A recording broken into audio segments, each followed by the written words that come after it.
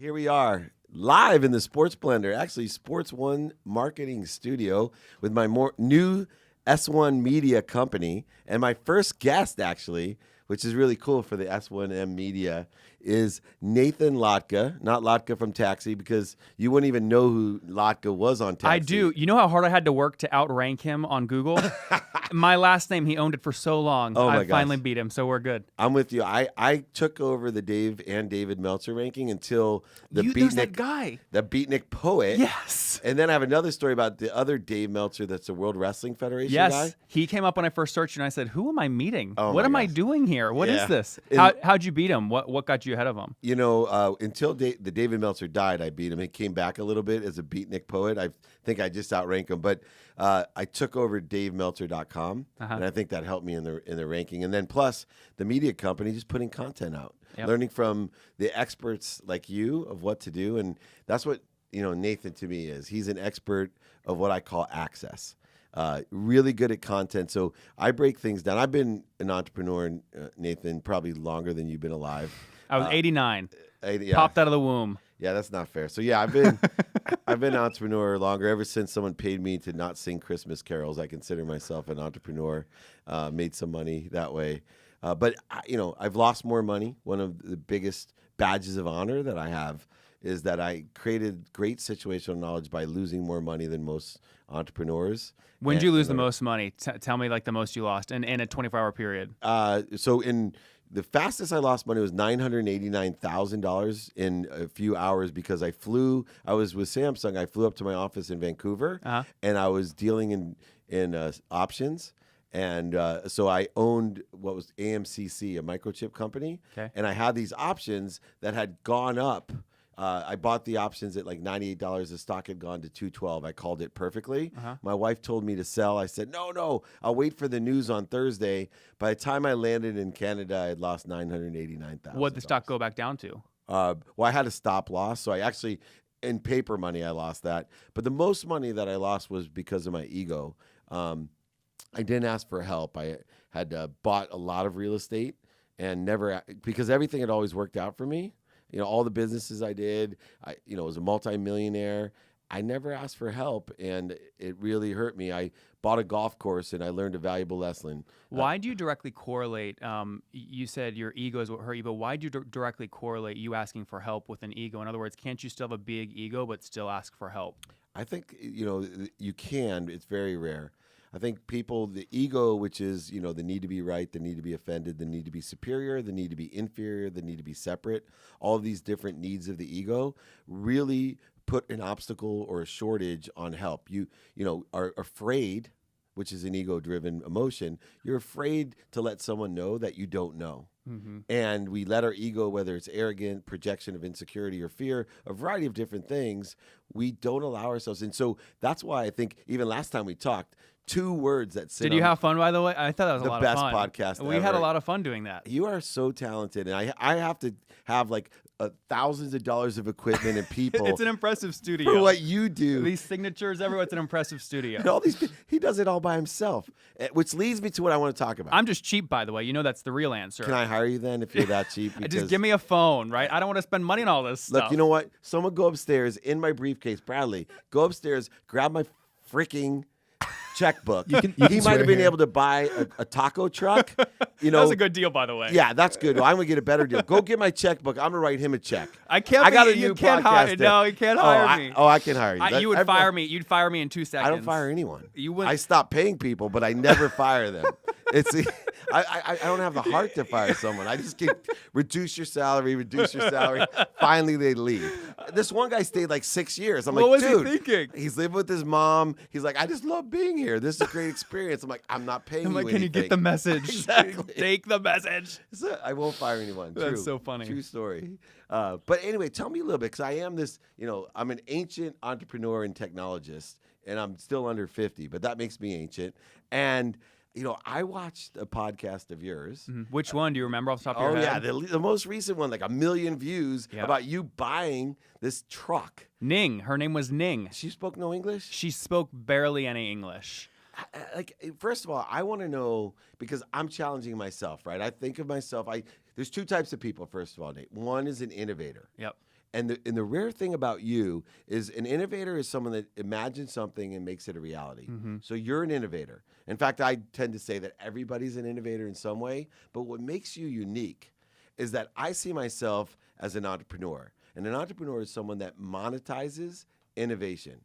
So I monetize not only my own innovation, which is fairly weak, but other people's innovation. So I'm an expert at that innovation. And you need to have three things: good content, which you create, knowing how to give access to that content, and then finally, what medium, right? Is it Facebook, Instagram, Snapchat, a telephone, a TV? What medium do I put it on? And what I found so awesome about you is I've rarely met someone so young that has a grasp on being such a great innovator and thinking of this crazy idea, but you actually had a plan to monetize. Probably the most big influencers I see is they're not entrepreneurs. Yep.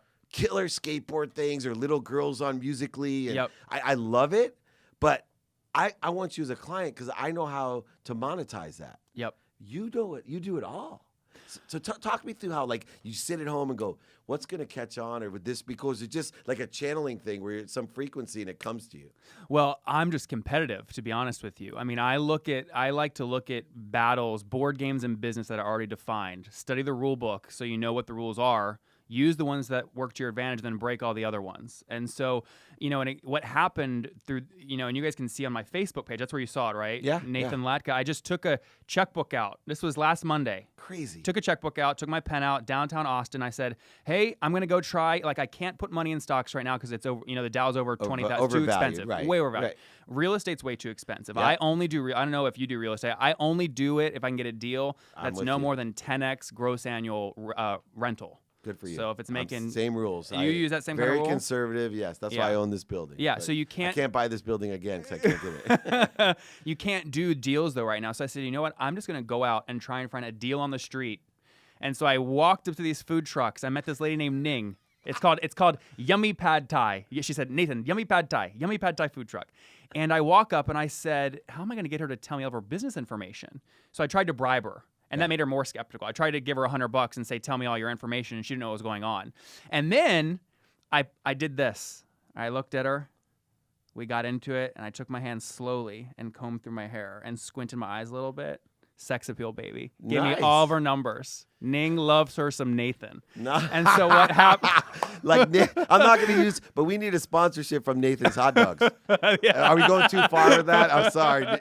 Ning loves herself some Nathan Hot Dogs. There you go. Right, boom, right there. No, but she revealed to me very quickly.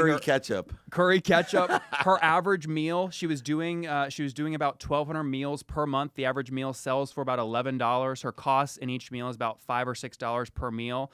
The overall business, when you look at her expenses, it cost her $1,500 to rent the spot she was on. She bought the food truck on a loan and was making $600 per month payments. She spent about $3,000 per month on food. So her total top line revenue in a good month was somewhere around $15,000. Total expenses were between $7,000 and $10,000. What I did at the end is I wrote a check for a lot of money, and she's paying me back in terms of 75 cents per meal until I'm paid back, and then 5 cents per meal in perpetuity. And when I do the math, I'll get paid back in 6 months, and I basically get an IRR of almost 30%. So I'm killing the hedge fund guys. Small deal. And she's motivated still. And she's very motivated. Only one that was worried was your mom. She got 1 million views. But the only one worried was your mom. Yeah, I know. I told my mom pops in the middle of this. I'm like, if there's one thing that can screw up a Facebook Live, it's like your grandma that pops in and doesn't understand Facebook Live. So she starts messaging you about and thinks it's like a one-on-one message, not realizing the whole world can read. She's like, Nathan, I remember when I changed your diaper and you shit everywhere. I'm like, thanks, Mom. Thanks, Grandma, right? But she popped in and she said, what are you doing, Nathan? What are you buying? And I said, Mom, I just did this deal with Ning. And Ning's like, what's going on, right? But we did a deal, and, I think it's going to work very well, and I'm going to keep doing these. And look, I can't take credit for all the strategy. I mean, I just had an impulse and did it. And I was if you watch the video, I was very nervous. I don't get nervous very often. I was very nervous because she could have slapped me. She could have called the cops. She could have whipped out a gun. I mean, I don't know. Anything could have happened. But it turned out I got a deal done. All right. Speaking of deals, you guys got my checkbook because this guy, bring it in here. This guy's outrageous. So, I own a media company, and, I'm going to give you equity, first of all. Forget the checkbook. So how much equity is it going to take? Was me? This a setup? Is this what's happening? No. How could it be a setup? I didn't even know. Here's the thing. I didn't know. You I really. I hide the checkbook. Dave, I'm gonna tell you I have a secret pocket in here. While you're looking for that checkbook, I got the checkbook. I got a whole thing of cash in case I get in trouble. We'll bring that out. It's fine. We'll just start there. I will tell you. Bribing didn't work for her. Do you want some Meltzer hot dogs? It won't work. It won't work. It won't work. Look, I'll tell you why. One of the reasons you asked why I can do what I do, it's because I can't let anybody down because I'm only responsible for me. I have no wife, no animals, no house payment. No, like if I do something crazy that pisses the world off, no one's gonna be disappointed. You're literally depressing me because I have hundreds of employees. I have buildings. I have 4 kids. I have a wife. I have a mom. I have siblings and cousins. I'm one of those. I got like moochy friends that show up. I'm paying everybody.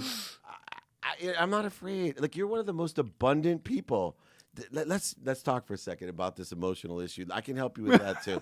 How about a part-time? Welcome to. Can we get the lighting come down a little bit? This is Dave's corner. With how about a part-time gig? Let's start with $100,000. Well, tell me about the business. Tell me about the business. What's the business do? So we have an extraordinary business because of 2 things. What I can provide you is number 1, relationship capital, right? I know you're very talented, but I have access to the inner circle. I literally consider myself to be 1 degree separated from any decision maker, especially in sports and entertainment, which has huge upside and great value. So to give someone like you access to that inner circle. Then the other side is I have extraordinary situational knowledge. Because I've lost so much money and regained it and lost it and regained it, I've learned to pay the dummy tax. And I think, with I love that name, by the way. Talent, you know that, right? Dummy tax. Yes, sir, I don't know if we're live anywhere, if people can give us real-time feedback, but click the heart right now to convince him to trademark dummy tax. Wouldn't that be a great title for a book? I need Philanthropimp. Let's get to Philanthropimp, that's me. Dummy tax. Because I have pimped out more celebrities and athletes for charity than anyone else. And I get all the credit. I won Sports Humanitarian of the Year with Morgan Freeman, Matthew McConaughey, Seth Rogen. And I'm sitting there going, they're like, oh, you're such a great philanthropist. I'm like, really a pimp. So I like that. Let's get it up there right now. Let's get back to the money though.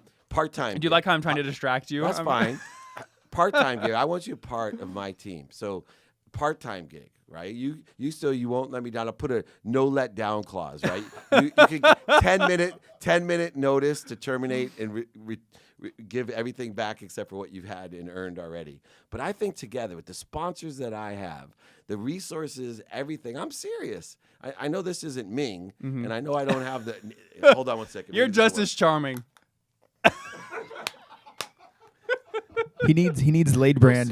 I'm serious about this. He needs a Laid brand endorsement. Look, I'll lay off these 3 guys to pay you. No, they're awesome. I won't do that. Right? It's such an advantage what you have. Can I hire you in any capacity? I'll tell you what. Or partner with you. I have equity. I have cash. Money. One day, I really, really want to buy the Washington Redskins. Or so now I'm with Gary V. Right? Now Gary tells me when I'm with him, he's going to buy the Jets. Dan Snyder's my friend. How much is you mentioned a portion of it? You mentioned it upstairs, and I said, okay, that's interesting, right? So way more interesting for me than money. Look, I grew up in D.C. I mean, I remember when we're down the Cowboys, there's 2.5 minutes left. Mark Brunell's throwing Santana Moss 2 touchdowns with 2 minutes left. We come back and win. I mean, I grew up on the Skins. My dad works there at the safety gate, right? Really? He loves the Skins. And I'm always like, Dad, who's coming in? Who's going out? What do you see, right? And I have many ex-employees actually at my first company that now work at the Redskins. So I would love to buy them one day, and I'll tell you why. Sponsorship and content and branded content is changing drastically. You see this at Sports One Marketing. Yep. And based off how I think about content and creating content, I just have so many ideas of how to add dozens of millions, maybe hundreds of millions to an organization like the Redskins top line. It just takes some creative repositioning of old media assets, especially when you tie that in with all the live streaming deals you're seeing happen with, Amazon and Twitter going after, Thursday Night Football and all these other deals.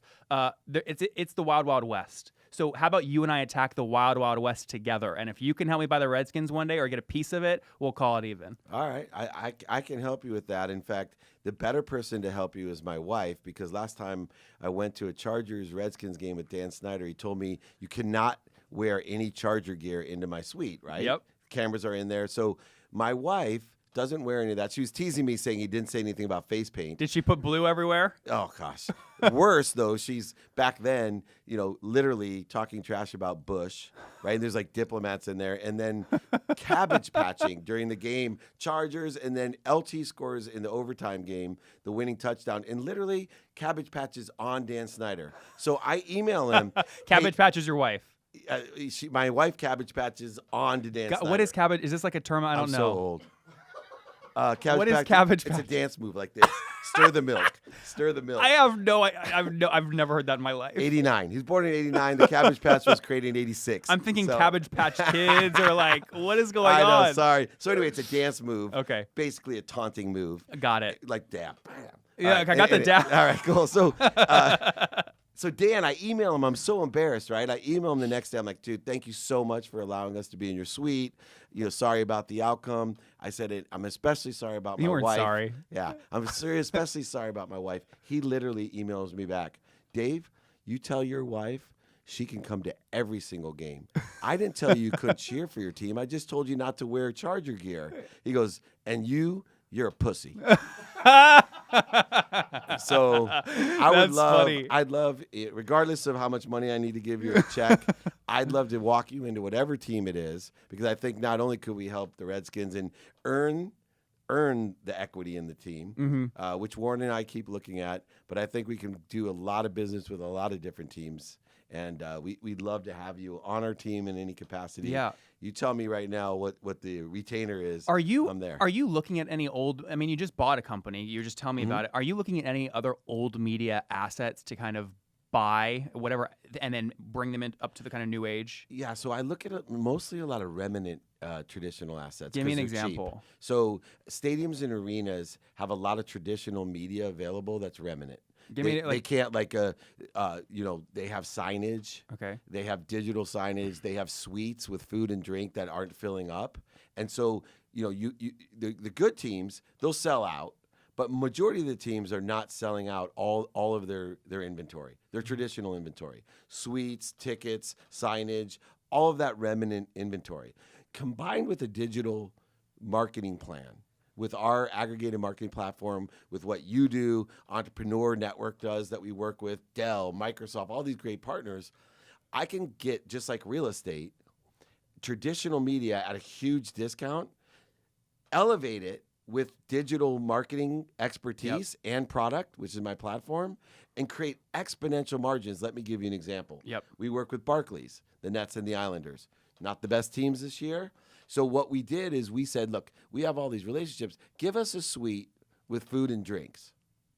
Let us bring sponsors in that are ours in a digital platform. So they even had a Dave Meltzer night, right? So my name is up on the Oculus, the LED, et cetera. Of course, we had Trendy Butler night and Lyft night and Uber night, or we had huge sponsors. But they benefit so much because I'm bringing guys to the game that are buying season tickets, buying traditional assets, trying traditional media. And I'm providing, for example, we had Redken night, one of my big clients, L'Oreal. So Redken's all over the Oculus, the LED, the closed circuit TV. We put Redken product in every single suite. It would have been $200 and some $1,000 for them if they could even negotiate for one night. Plus, we had the platform that gave away free Redken product and collected data. And all of that project not only made us money, but also brought a lot of revenue into Barclays and introduced them to a product that never had sponsored there before. So we're trying Are you thinking, sorry to cut you off, but please. I remember I was at a thing called Summit at Sea meeting with a guy named Peter Guber, wrote the book Tell to Win, works with a lot of teams. He's thinking a lot about kind of AR and VR and what that means for stadiums. Specifically, if that technology takes off a lot, people, I'm going to be polarizing, people don't go to stadiums anymore, right? Because the VR experience is so good. One, do you think that will happen? And two, if you don't think it will happen, how do you think those two things work together to drive revenue? Right. Won't happen. They'll work together to drive revenue. People want a living room experience at the stadium and arena. So they'll incorporate AR and VR at the arena so that even though I'm sitting energetically in the top left corner, through AR and VR, I can reposition myself even during the play to the baseline or to the goal line. And so even though I'm sitting up here in the pure energy, which they'll never duplicate at home, because that's the only thing missing at home, they try to give you a virtual experience, but the one thing they can't reproduce is the energy. Yep. When you stand at a real stadium, my hairs raise up. I'm an energy guy. You feel the concrete bouncing. So what about sitting in a stadium? They'll use smaller arenas with better virtual equipment and technology, but I'm going to sit in the cheapest seat and be able to quickly zoom and put myself virtually right where I can watch it, even though I'm sitting. Look, you go to AT&T Stadium in Dallas. You're close in Austin. Yep. I paid $600 for a 50-yard line seat to the national championship to see the Buckeyes play. Yes, Yeah. and win, That's and what Buckeyes win, fans and in here. win. But I spent the majority of the time watching a 30-yard screen. Yeah. That's what's going to happen. People still want the energy. They want the tailgate. They want the experience. Even retailers now, they're still going to be retail stores. I was with the chairman of Cushman Wakefield. Mm-hmm. They're repositioning their whole real estate portfolio to experiential. So Yep. you need companies like Top Golf and Lucky Strike, because if people go to an experience, then it's authentic and organic to walk into an Apple store or a clothing store. So they have to reposition these strip malls to have experiential things there Yep. to drive the traffic, so you still buy in a store, touch and feel clothing, or even generate interest to buy online. Yep. No, I think you're exactly right. I mean, I think Howard Schultz at Starbucks, when he came up many, many years ago and said, we are not a coffee company. We're the place between home and work, right? It's experiential. You're seeing, and then you see companies like WeWork, right? Right. Developing these spaces and then Which driving. is what we're trying to do for sports and technology. Yeah. I'm creating an incubator for sports and technology. Now, what's the revenue model on that? $500 a seat, so you get the relationship capital, situational knowledge of Sports One marketing in the building. Do you take equity? And so, yeah, we take How much? equity. So 5%. Okay. And what we're going to do is have hot tables, conference rooms, angel investors, mid investors as well. So we make those introductions. What's as well. a mid investor? So some guy that needs $2 to $5 million Between So, angels and VC? yeah, A or B round. It Yep. just depends. And I call them mid investors because if I say an A round investor, people have a variety of different definitions. Yep. So 2 and but- 5. yeah, 2 and 5. So someone signs up, they really want to, they create something like SeatGeek or whatever. They really want to get into the sports arena. You're like a Rolodex that can't be hired. So the way to get closest to you is buy a $500 per month subscription to this co-working space. You take 5% equity in the company. Do you make an investment when they apply or no? Yes. What's So the we investment do- amount? So it just depends. So Okay. and we also have a TV show on Entrepreneur. Yep. So it's also a feeder What's to the it called? TV show. Go on. Elevator Pitch. Elevator pitch? We have the producer from Undercover Boss. We had the pilot, did really well at the New Front. Sprint is our lead sponsor. Indiegogo, it's the only pitch show where the public can either confirm the judge's investment, or I think even better, is that if we don't invest as judges, it goes to Indiegogo, and if it funds 75% on Indiegogo, the judges, with egg on get their in. face, we get in. Yeah, I will tell you, one of the things I do on my podcast, it's called The Top Entrepreneurs for a Reason on iTunes. I get Shark Tank. Everyone on Shark Tank comes on. Nice. And I will always get the back room of the deal, what wasn't produced on screen. It will shock you how many times a deal blows up the second the cameras go off. Oh, I bet. For all kinds of reasons, and the stories are incredible. So look, Elevator, you guys will have to check out Elevator Pitch. It's very interesting, right? Everyone's nervous. You get on the elevator, you have 60 seconds. You get to the top, the doors are closed, and Dave and the other famous judges decide whether to open the doors or not. And if they don't like your pitch on the elevator, you get sent right back down, and people they freak out, they cry, they Yeah. punch, they tear, they rip. I mean, The it's guy incredible. cried. Dave made a guy cry, I did, and the worst thing was, and you don't even feel bad about it. I don't. It's being an entrepreneur. Yep. But the best deal, talk about the backroom side, the best deal there, the guy, he choked so bad, I didn't know what he was selling. Really? He was talking about Mark Twain, and he had a bag next to him, and I thought it was a bag company. Well, it ended up, as I got to see the deal afterwards, it had millions of dollars of revenue. He had distribution. It was a yoga clothing line that was taking off.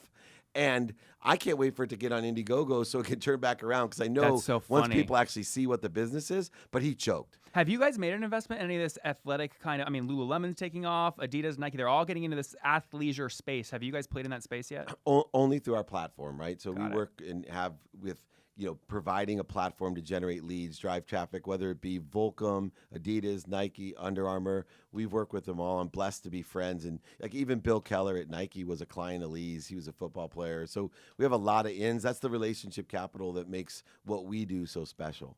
Love it. Awesome, man. Well, I got the money. I got the checkbook. You think about it. I'm not the closer that Nathan is, because I know maybe he's just a little smarter and worth a little bit more than me. But can I give you $100 tip? You can give me we'll take a $100 tip, right, right? cool. We'll go and get some steaks or something. All right, perfect. Awesome. Dave, thanks for having me Don't buy on. Bradley any beer with that. No, Then it becomes no a beer lot for more Bradley. expensive. All right. Nothing. Thank See you you guys. so Thanks, much. Dave. Right on. Best guest ever.